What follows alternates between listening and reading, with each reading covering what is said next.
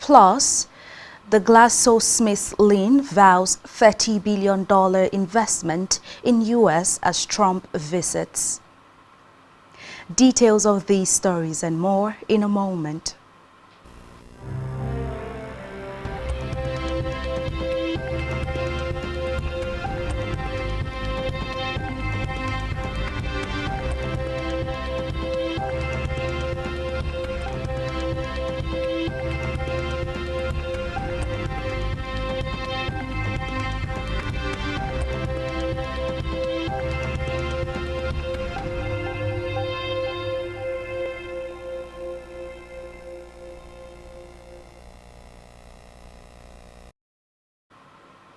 Good afternoon and many thanks for staying tuned. We begin the news from the national scene where President Bola Ahmed Tinubu has said over 126 million Nigerians have been enrolled into the National Identity Database with their national identity numbers, NINs. The president said this yesterday at the 7th National Day of Identity organized by the National Identity Management Commission, NIMC, at the International Conference Center in Abuja. Represented by the Secretary to the Government of the Federation, SGF Senator George Akume, President Tinubu lauded the Commission for clearing over 2.5 million backlog of registration in the past 2 years. He hailed the NIMC for arresting over 30 fraudulent individuals for setting up fake registration centers. The president expressed delight that the mobile and web self-service applications has processed more than 500,000 record updates and deployed over 800 mobile enrollment devices nationwide alongside new territorial officers for better oversight. And in the meantime, President Bola Ahmed Tinubu has returned to Abuja from his work vacation. Recall that the president had departed for France on September 4th, 2025 to spend part of his annual holiday and was initially scheduled to divide the period between France and the United Kingdom. Meanwhile, the special advisor to the president on information and strategy, Bayo Nanuga, in a statement noted that the president has concluded his work vacation ahead of and returned to Abuja to resume official duties. The statement further noted that the president had held a private lunch with his French counterpart, President Emmanuel Macron, to review key areas of cooperation between Nigeria and France and agreed to deepen the partnership for mutual prosperity and global stability.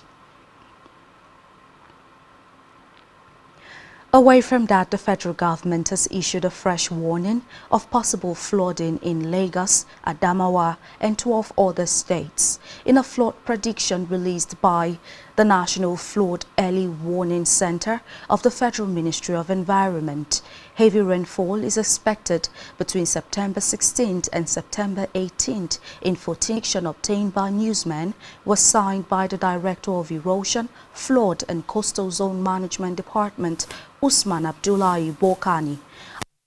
Ministry, states and communities to possibly experience flooding within the predicted days are Akwa Ibom State, Anambra, Adamawa, Cross River, Bayelsa. Others are Delta, Kebbi, Katsina, Rivers, Imo, Sokoto, Ondo and Lagos states, respectively. This comes just 3 days after the government warned of flooding in Adamawa and 10 other states, advising residents around the River Kongola, River Benue and River Niger. The communities on the floodplains of the River Gongola up to Numan and also communities on the floodplains of River Benue and River Niger up to Lokoja are to evacuate immediately. And in the meantime, the federal government has said that it has positioned itself at the forefront of Africa's energy debate, pushing for regional cooperation to end the continent's dependence on fuel imports worth over $120 billion annually. The Minister of State for Petroleum Resources, Eni Obiri, during the Africa Oil Week 2025 Ministerial and CEO Leadership Forum in Ghana, declared that integration remains best hope of achieving energy security. In a statement by the Special Advisor on Media and Communication to the Minister, Nnaemeka Okafor, Lokpebiri stressed that the shared infrastructure, harmonized standards and technical expertise will enable the continent to secure its energy future. Lokpebiri disclosed that Nigeria was spearheading the creation of a West African reference market, an initiative to leverage the country's growing refining capacity to supply petroleum products across West Africa and beyond. He further dismissed claims that the Paris Agreement mandated Africa to abandon its oil and gas resources, arguing instead for responsible exploitation. Meanwhile, in a bid to step up efforts to curb the menace of improvised explosive devices, IEDs, by non-state actors, the National Counter-Terrorism Center, NCTC, has begun specialized training for first responders and explosive ordnance disposal, EOD personnel. Speaking at the training, the NCTC boss, Major General Garba Laka, stated that the training is aimed at building the capacity of bomb technicians, security agencies, and emergency responders to detect, diffuse, and respond swiftly to IED threats across the country. Laka underscored the role of technology in amplifying Nigeria's counter-IED capacity, stressing that constant innovation is needed to stay ahead of evolving terrorist tactics. And in the meantime, the federal government has reeled out a slew of new incentives to attract agricultural investment, which it said could create 21 million jobs in the country. It also pledged reforms to expand irrigation, improve access to credit, and create millions of rural jobs under President Bola Tinubu's economic agenda. The Vice President Kashim Shettima outlined the plans of the Food and Agriculture Organization's National and Sub-Regional Hand-in Investments Forum in Abuja, calling hunger the great equalizer that reveals Nigeria's vulnerabilities and the shared fragility of the country's existence. The Senior Special Assistant to the Vice President on Media and Communications, Stanley Nkwocha, revealed details of the meeting in a statement titled "More Incentives, Farmers as Federal Government Unveils New Agri-Investment Incentives."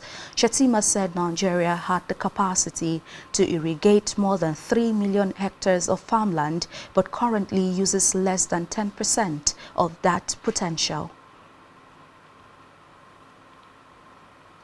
Back here, Akwa Ibom State Governor Pastor Moino has launched the State Security Trust Fund, focusing on enhancing security and infrastructure to attract tourists and investors. As part of efforts to transform the state into a thriving tourism hub, at the official launch of the initiative with the theme "Partnership for a Safer Akwa Ibom," held at the Banquet Hall, Government House, Uyo. The governor noted that security was very critical in the promotion of tourism as well as the general development of any society. The governor noted that security remains everyone's business, hence the need to launch the trust fund, which seeks to promote a public-private partnership for efficient policing of the state. He said though Akwa Ibom remains one of the most peaceful and safest states in Nigeria, it was necessary to put machineries in place to maintain the status quo, and called on the private sector to rise to the occasion and support in this regard. The governor attributed the peace and security in the state to the efforts of past leaders for their single-minded devotion, which foundation he said his administration was building on. Governor Ino appreciated security chiefs for taking part in the event and also appreciated the chairman of the Akwa Ibom State Security Trust Fund, Paul Usoro, SAN, the speaker and the members of the House of Assembly for passage of the trust bill, which has been assented to law. Security is the first order of government. Indeed, it is the primary reason why government came into existence in the first instance. The principle of the social contract as propounded by Thomas Hobbes, spoke eloquently about shared responsibility on the part of government and the governed. It is in recognition of that sacred responsibility that we are launching the Akwa Ibom State Security Trust Fund today. It is a public-private partnership vehicle to bring all hands on deck to ensure we continue to live in a safe and secure environment so the people may pursue their legitimate undertaking away from the state of nature, which Hobbes talked about. Earlier, the chairman of the occasion, Usman B. Al-Khali, had commended Governor Moino for passionately following through his vision as contained in the Arise agenda and described him as a rare breed among his colleagues. In his tone setting, the chairman of the trust fund, Usoro, said the fund was set up as a public-private partnership arrangement to handle security. Usoro, who noted that security is capital-intensive, called on everyone to show commitment and also expressed the commitment of members of the committee in partnership with relevant stakeholders to successfully drive the initiative. The Inspector General of Police, Kayode Igbetokun, who was represented by the State Commissioner of Police, CP Baba Azare, said the initiative was a pointer to the fact that Akwa Ibom State was proactive in security management, adding that security is not an expense but an investment, and pledged its commitment and support to make the state a shining example of a peaceful state in Nigeria. Government House correspondent Jane Uwa reports that on his part, the Commissioner for Internal Security and Waterways, retired General Koko Isien, said the state security management team was excited by the launch of the fund and stressed that Akwa Ibom has the longest coastline in Nigeria and deserves a great deal of security efforts as demonstrated by Governor Ino to maintain peace and security.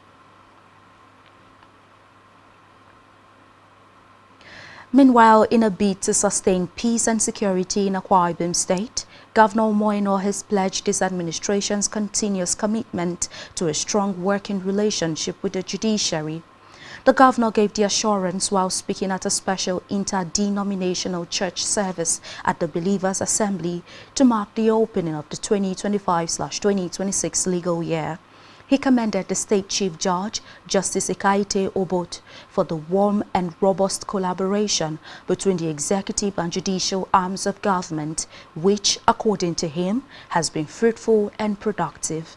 He acknowledged the efforts of the judiciary to maintain peace and ensure orderliness in the society, and assured that the executive arm will continue to ensure a conducive environment for everyone to deliver on their responsibilities. The governor warned against attempts by any individual or group to stifle the peace in the state, stressing that where there is perceived injustice, parties involved should approach the court and allow it to address such issues. Without engaging in subjudicial acts, Government House correspondent Jane Uwa reported that the governor emphasized that all applicants would go through the state employment portal. He congratulated the judiciary on the opening of a new legal year and prayed for the collaboration to enable the state maintain its peaceful status.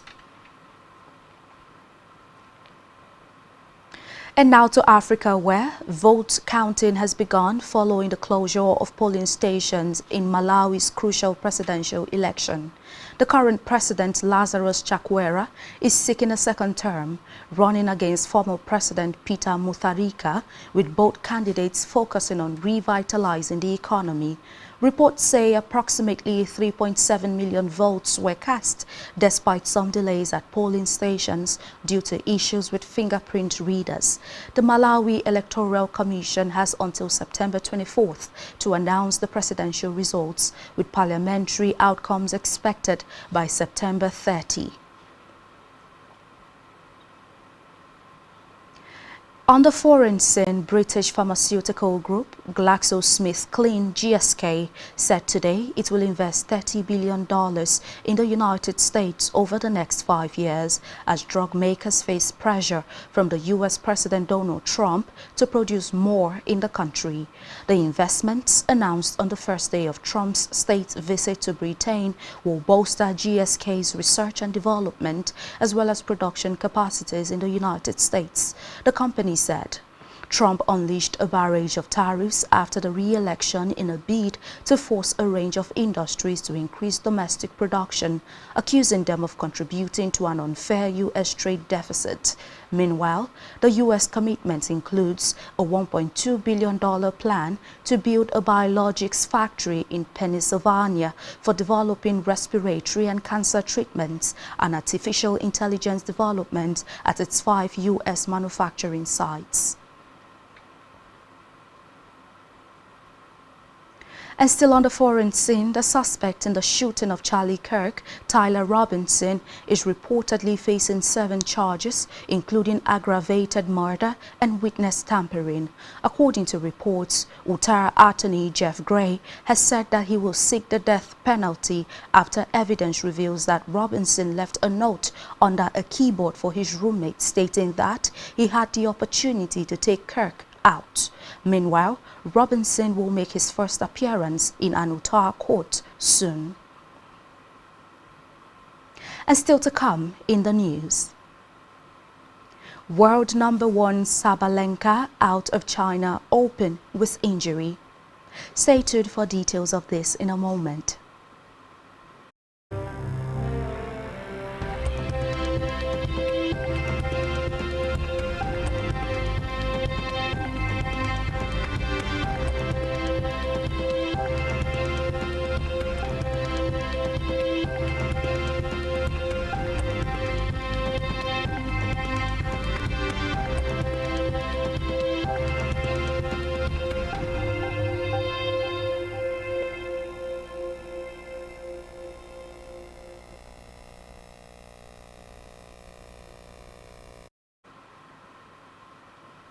Many thanks for staying tuned, and now to the rest of the news stories. In business, the Chief Executive of the Nigerian Upstream Petroleum Regulatory Commission, NUPRC, Gbenga Komolafe, has said that President Bola Ahmed Tinubu's reform agenda is positioning Nigeria as one of the world's most attractive destinations for upstream oil and gas investments. Speaking at the Africa Oil Week in Accra, Ghana, Komolafe noted that bold policy shifts under the Petroleum Industrial Act PIA 2021 and reinforced by presidential executive orders have boosted investor confidence, attracting billions of dollars in fresh commitments. He further revealed that in the 2025 alone, the Commission approved 28 field development plans, unlocking 1.4 billion barrels of oil and 5.4 trillion cubic feet of gas, expected to deliver 591,000 barrels of oil per day and 2.1 billion standard cubic feet per day of gas. Meanwhile, he also pointed to milestone projects such as the $5 billion Bonga North Deep Offshore Development and the $500 million U-Beta gas project as proof of renewed long-term commitments by global operators. Additional final investment decisions FEEDs are expected on projects including the High Nag Development, Ima Gas, Owowo Deep Offshore, and Proway Fields. In health, the federal government is exploring the introduction of a digitalized inventory consignment model to improve access to essential medicines in federal tertiary hospitals. It has emerged speaking at the stakeholders' engagement on digital procurement of essential medicine for hospitals across the country in Abuja. The Permanent Secretary of the Federal Ministry of Health and Social Welfare, Daju Kochalum, said the initiative aligns with the national strategy for supply chain management. According to her, the pilot project has already begun to test and fine-tune the model before it rolls out across federal tertiary health institutions. The permanent secretary tasked the stakeholders with identifying gaps in the medicine supply chain, strengthening service delivery, introducing the new model in tertiary hospitals, and building frameworks for collaboration to ensure nationwide access. In sports, world #1 Aryna Sabalenka today pulled out of next week's China Open with an injury suffered on the way to winning her 4th Grand Slam title in New York early this month. The Belarusian, who beat Amanda Anisimova to win the US Open for the second year running 10 days ago, will miss the WTA 1000 event in Beijing, which begins on September 24th.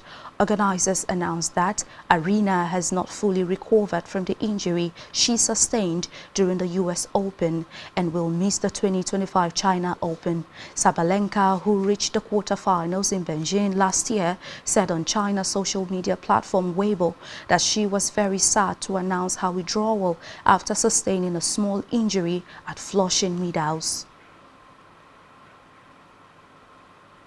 And still in sports, Super Eagles defender Ola Aina has undergone a successful surgery. Aina sustained a hamstring injury in the Nigeria's 2026 FIFA World Cup qualifiers against Bafana Bafana of South Africa last week. The 28-year-old is now expected to be sidelined for around 3 months. The versatile fullback will hope to return to action in time for the 2025 Africa Cup of Nations, which will be hosted by Morocco in December. On our entertainment news, U.S. actor Robert Redford has died at the age of 89. In a statement, his publicist Cindy Berger stated that he passed away on September 16th at his home in the mountains of Utah. Recall that before his death, the Oscar-winning actor had announced his retirement from performing in 2018, having said in 2016 that he was tired of acting. And that's all we have for you at this time. Do ensure to follow us on social media and subscribe to our YouTube channel, all of which you can find on our website, spectrumtvlive.ng. You have been watching Spectrum News at 12. I am Rita Inung. Enjoy the rest of your day.